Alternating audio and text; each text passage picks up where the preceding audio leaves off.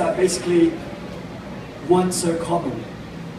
Common enough for people to know that it's Malaysia or wonder, this looks familiar, but where is it? But at the same time, I would say that there are many layers, but in the end, when I look at it all, I would say it's a love letter, but it's bittersweet, because I feel like Malaysia has a huge amount of resources. It has many good things about it, and I feel like sometimes we need to take care of it better.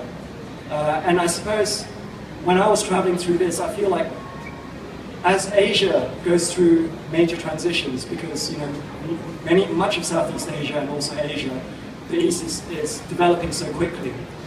Unlike perhaps the West, there's a lot less time to reflect at the pace at which we're developing. And so one of the things I was hoping for was that the photography becomes a reflection for us to stop and look and wonder sometimes, when you look at a pretty landscape of a river,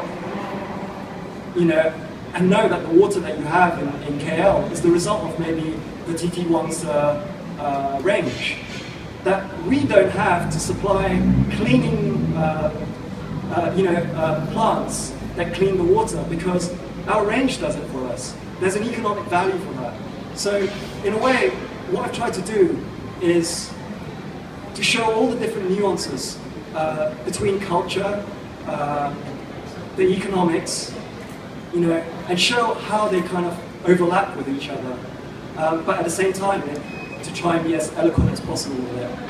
So that's the work. And what's really important to this book that I hadn't mentioned earlier when I first introduced the work was that it was very important for me to have the book backed up by by important essays, people who understood Malaysia well.